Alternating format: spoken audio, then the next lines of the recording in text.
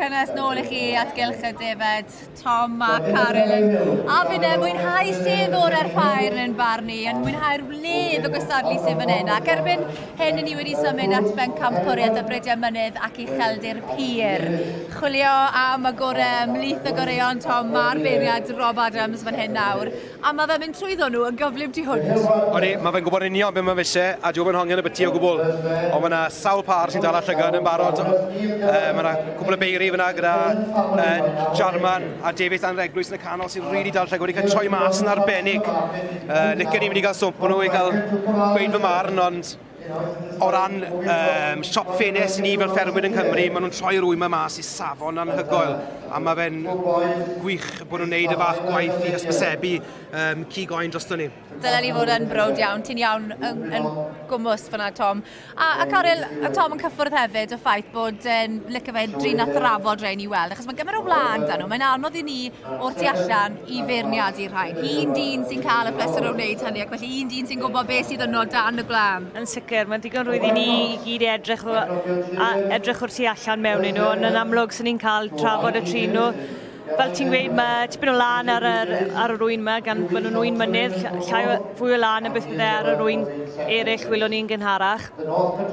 So mae'n trin y trafod i cael teimlo'r cig sy'n arno nhw, yn dyn yn sicr yn gwybod beth mae'n chwilio am. A chi ddim eisiau gormod o braster wedyn, bod braster yn gwneud blas? Na, dim yn sicr, ar y farchnad fel mae dyddi yma, sy'ch chi moyn nhw'n rhy dew. A Tom, wyt ti nawr yn gweithio, ti'n ffarmwr wrth gwrs a wedi arall gyfeirio, mae'n penni gyda ti a gwyliau hefyd y bythynod yma. Ond ti hefyd yn gweithio i gynnyrchwyr cigoen ac eidion 3 diwrnod yr wythnos. Sut mae hwnna'n mynd? Sut mae bethau ar hyn o bryd? Ydy, mae'n mynd yn dda. Mae'r aelodaeth i'r cynllun yn reit gyson. I ni newid trywydd ychydig bach ac yn edrych ar gwbl o bethau wahanol o fewn y cynllun. Ond mae fe'n braf bod ni'n gallu cynnig y cynllun a gallu cynnig rhywbeth sy'n dangos i'r pobl sy'n prynu yn cynnyrch ni mas na, bod gyda ni stamp o safon a trwy ymuno'r cynllun mae fe'n peth braf i'r brwydwr yma gael rhaid y stamp yn arno i bod nhw wedi cael yr inspection a bod nhw yn cynnyrchu cigoen o safon uchel. Sut wyt ti wedi gweld y newidiadau dros y blynyddoedd diwethaf o ran, mae'n gymaint o waith papur o diwrnod yma, mae wedi mynd yn bwysig yn dweud. Ti wedi gweld lot o newid? Odi, mae'r gwaith papur wedi cynyddu yn sylweddol, ond i ni'n byw mewn cyfnod le ni wedi bod yn gweiddi eriod bod gyda ni'r cynnyrch gorau yng Nghymru, beef and lamb, best in the world. Mae'r meddylfryd y prynwyr wedi newid. Ni'n byw mewn amser le mae'n ni'n goffa dangos tystiolaeth am hynny, a mae pobl eisiau data. So fi'n meddwl bod help fawr i pan mae'r cynnyrch ni ar y shelf, bod gyda ni data i mynd efo fe i dangos i fod e'r gorau, fod e'n cael ei cynhyrchu i'r safon uchel. A'r defnydd o wrthfiltegau hefyd, hwnna'n ddadl poeth ar hyn o bryd, a ni wedi lleihau tua 50% wedi haneri mewn 2014 y defnydd mae ffermwyr yn gwneud o wrthfiltegau. Mae hwnna'n rhywbeth i'w ganmol?